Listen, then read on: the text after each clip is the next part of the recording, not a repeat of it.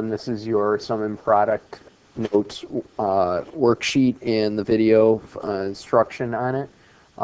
There's going to be two things that we're going to be looking at on this worksheet. One is the discriminant, which we talked about the other day in class, the definition of discriminant and its application in terms of determining the number of roots of a quadratic. And then secondly, we are going to look at the sum and product of roots, and we'll obviously talk about what roots are, what the sum and product are, and look at some applications in terms of what it does for us. What we'll find is sum and product of roots and the formulas that you see in front of you are going to be beneficial as a skill for evaluating or finding information regarding a quadratic, just like the other things we do, factoring, to factor 1 and 2, find roots or zeros of quadratic, and so forth. Okay, so first, a reminder of the discriminant. The discriminant is b squared minus 4ac, which you see right here. Squared minus 4ac itself is the definition of the discriminant. That is underneath the root within a quadratic, and therefore when it's greater than 0, we have two.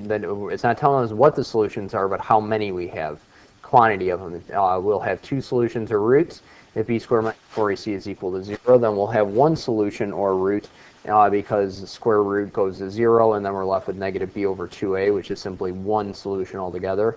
If b squared minus 4ac is less than 0, then we're square rooting a negative, and we don't have any real solutions. We end up getting imaginary, which we haven't worked on, which we're getting into next unit. Okay, so now moving on to sum and product of roots. Before we get into sum and product, let's define two different ways that we can represent a quadratic equation. The first is standard form, which is ax squared plus bx plus c equals 0. Why is it set equal to 0 versus y, or when we get into functions f of x? Because when it's set equal to 0, that's the solutions or roots, the x-intercepts, and so on.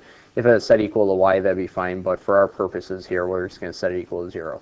And then there's a factored form. That when we do MEG, MEF, we have x minus 2, x plus 3, and so on. If I have x minus 2, here, let's write the example over here. Let's say if I have x minus 2, x plus 3, set it equal to 0. The solution or root would be that set equal to 0, which would be 2. And then this root would be negative 3. This is r sub 1. This is r sub 2, meaning r sub 1 being our first root, r sub 2 being our second. Therefore, in general, factored form, given our roots being r sub 1, our first root, and r sub 2 being our second root, that is the general form of, for factored form of a quadratic. All right, now, what is sum and product of roots? If we distribute this out, I'm not going to go through the proof, combine like terms, do some GCF and grouping, we can then relate R1 and R2 to A, B, and C. It's a little rigorous of a process. Requires some guidance, but given this is a video and I want you to at least be able to do the homework and understand as best as possible what's going on, I'm not going to go through the proof here. So just take the formulas as is, and then when we get on Monday when I come back, we will go over why the rules are what they are. Okay, so sum and product of roots. When we say sum of roots, that means R1 plus R2.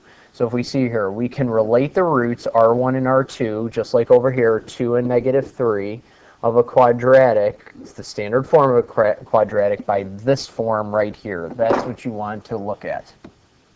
That is the formula for the sum of the roots. No matter what the roots are, 2 and negative 3, 4 and negative 7. If we add them together, that would be equal to our original b divided by a, the opposite of. So the sum of the roots is always equal to negative b over 8, and that formula is called the sum of the roots.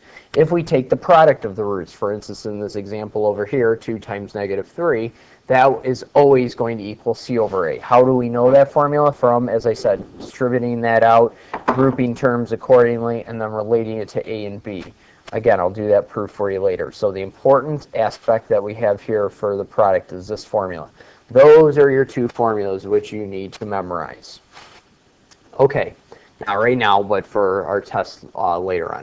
Okay, moving forward, let's look at some examples. Find the sum and product of the roots. Now, they give a standard form. So first, let's write out the formula. R1 plus R2 equals negative b over a. And our second one is R1 times R2 equals c over a.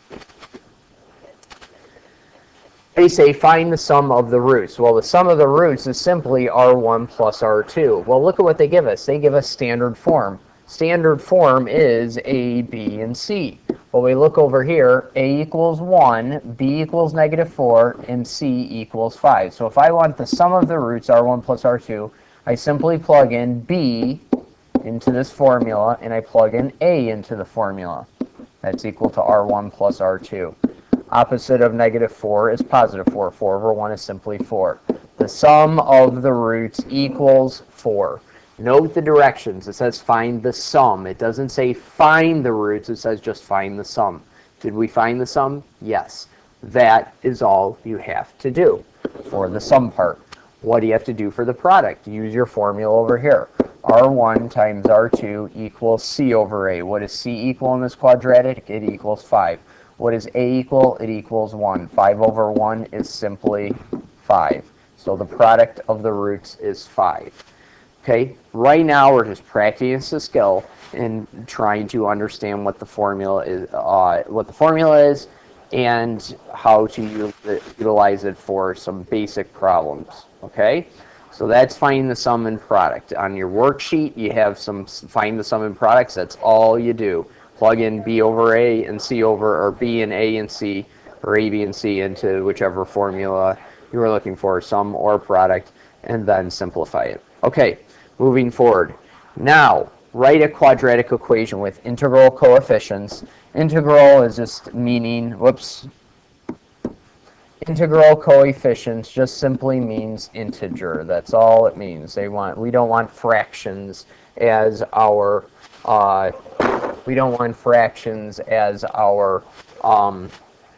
coefficients when we get done. If you look here, those are two roots. -2 plus root 3, that's our first root, and our second root is -2 minus 3, because we're doing -2 plus root 3 first, and then -2 minus root 3. Note what they gave us. If you look up at our formulas again, they gave us the roots. They didn't give us A, B, and C.